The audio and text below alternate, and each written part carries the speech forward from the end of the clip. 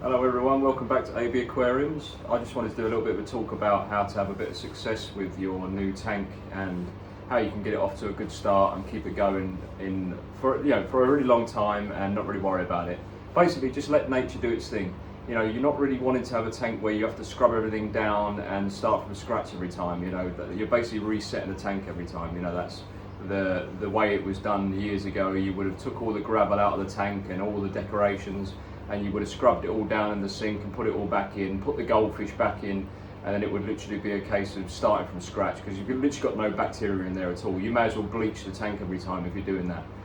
You want to build a little ecosystem. You want live plants, you want little snails and shrimp in the tank. You want something to, basically something to let nature do its thing, let everything just basically stand back and watch.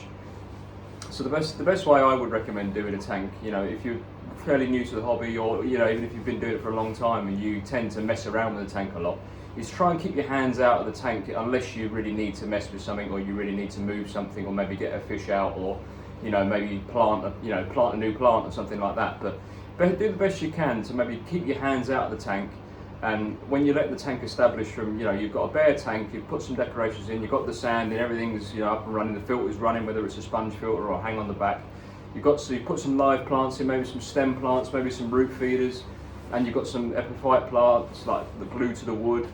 Just let everything grow in for a little while. It's a brand new tank. You don't need to be adding fish straight away, because they're not going to last long if there's no beneficial ecosystem in there to maintain all the waste that they're creating and convert everything over to basically nitrates that we can either dilute with water changes or get out of the tank using plants to basically use as a fertilizer to grow the plants, and then remove plants as they grow, cut the plants off, replant them, or take them out of the tank, and you're essentially removing those nitrates with either water changes or growing plants.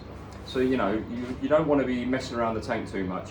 Let it all grow in. A new tank, just let it all grow in for a month or two. You can add some live, you can add some shrimp and some snails along the way. Get a little bit of life in there that don't produce much waste. But maybe you're a month in, you might add some small fish and slowly add to it. You don't want to be getting a load of fish and chucking them all in at once, because there's no bio load in the tank to deal with the amount of waste that those fish are going to create, and you're going to be feeding them more, which is more bio load for the tank to deal with. So don't be too eager to get the tank all set up and running and everything, sort of finished straight away. You don't need to be getting everything, to the end point right away. Just enjoy the process, because it's the long game, isn't it, having an aquarium?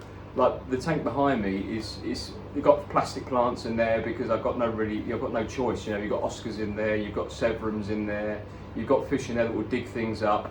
And that's just part and parcel of how it is. But I still see that tank as an ecosystem. I've still got lots of wood in there that technically is breaking down slowly.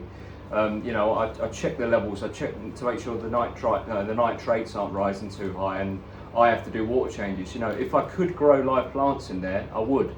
But luckily enough, I'm able to grow some pothos out of the top, which is basically devil's ivy, and I've got the roots in the water.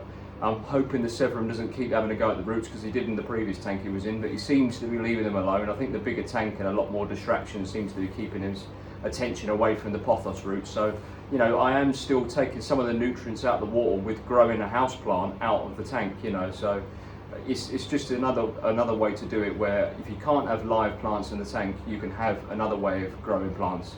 It'll be out the tank, but it will still be a part of the same system, So yeah, I definitely recommend, if you can't grow plants in the tank, you've got fish that dig up plants, they eat the plants, then definitely try maybe growing house plants out of the water. But you're still creating that ecosystem, you're still letting everything grow in, you're letting it, from what another YouTuber might call it, you've probably already seen some of their videos, let the tank season in. So I definitely can't take credit for that word, because it is a really good way to explain how everything in your ecosystem is slowly developing. So yeah, let the ecosystem grow in, let all the plants grow in, let everything just establish, let the algae grow. There's no reason to scrub all the algae down. Why get rid of that? It's very natural. It adds the aged look to a new tank, I think. A little bit of algae. Obviously, if you've got it all on the glass, you can't see in. Yeah, clean the glass on the panels that you look in. You might have a black background, so I would just leave that. If they've got a little bit of algae growing up on the black background, just leave it. There's no harm in that. The fish and the shrimp and the snails are going to go for that. and they're going to pick away at the algae. It'd be something for them to nibble on. So if you were going on holiday for a week, there'll be bits in the tank for the the life in the aquarium to pick at. So don't be too worried about messing around with the tank. But what I initially said, keep your hands out of the tank. It will only benefit the ecosystem if you're not putting your bodily oils that are on your hands in the tank all the time. It'll only help if you sort of keep yourself away from it. Let the tank do its thing. Let everything grow. Let nature take place, basically.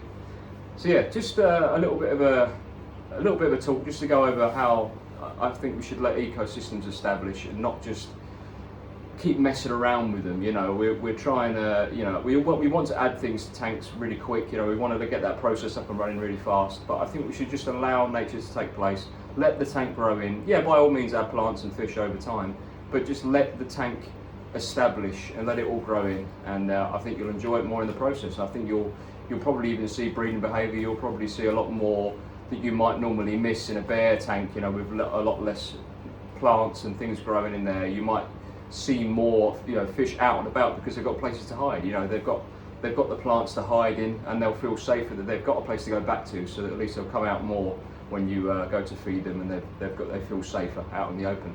So yeah, I hope you found this a little bit useful and you've got something out of it. A little bit of a random one, just wanted to sort of go into Eco-System Aquariums and why I love them so much. They're just so natural, and they're just like a little piece of art, little piece of natural art in an aquarium. So yeah, I'd highly recommend them.